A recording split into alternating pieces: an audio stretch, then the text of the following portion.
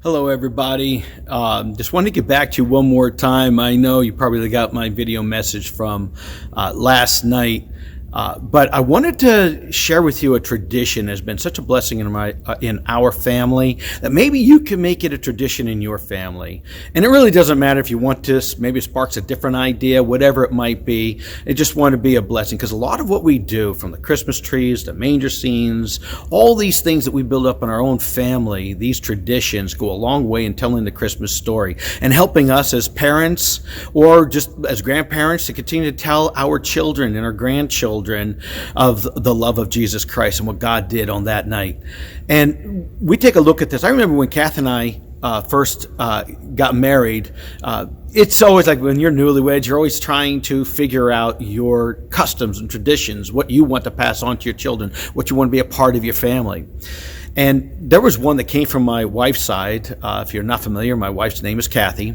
And this is something she had always done. And this is hiding the baby Jesus. Most of you have a manger scene in your homes. And even if you don't have a manger scene, you can use a cutout. You can do something like have like a manger scene and have the kids draw it and everything else, and then take the little baby Jesus, cut it out, whatever. You could do things like that. Or if you have an actual manger scene, most of you have where the baby Jesus just lays in the manger, and you could take him, in and out. And what her family would always do, and something like I said, we adopted, is that we would take the baby, and we would take the baby. He would never be seen. He would only appear once our children, or in our case, our son, would find it. And so what we would do is we would hide the baby somewhere in the house, and we would play, hot or cold. If they go into the kitchen, you're cold. If they go in the living room, hot, whatever it may be, or warm, whatever. And you help them that way to find the baby Jesus. But what that did was it helped us to share the story of Christmas. That it wasn't just waking up and running down to get the presents right away, but it's remembering Jesus in the little things. We need to find him first, and then all these things will be added unto us. Putting him first, as Matthew chapter 6 says. And then also too, it teaches us patience, that we need to wait. Even the Magi that traveled for 2 years just to find the child Jesus at that point. All these things that go on. And so there's a lot of lessons in this. And what we would do is once they would find it, make it fun, whoever finds the baby Jesus first gets to open up the first present.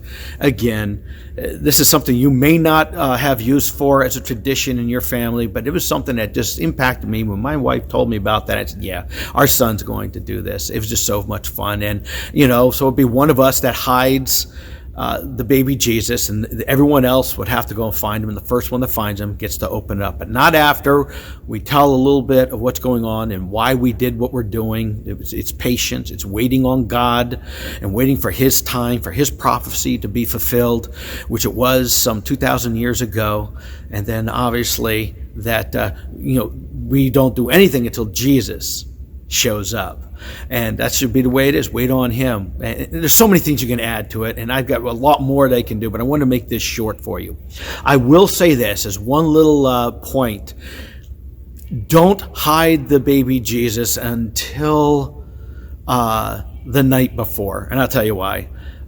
We sometimes hide them early, and this year I got hungry one day last week. And, as I got hungry, I went through the kitchen, and lo and behold, there was a cookie jar right there on the island that we have in the kitchen.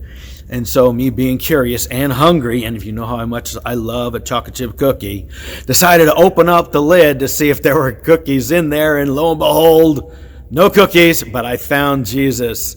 I should be able to open up the present first this year. Nah, we're going to re-hide it. Anyway, so don't hide it until later on. So someone may just accidentally find it, and they don't tell you about it, and then they find it real quick, So anyway, again, I hope that this helps your Christmas to be an incredible one. And again, it's all about putting Jesus at the center. Enjoy the gifts. Enjoy this Christmas with your family. Just include Jesus in everything.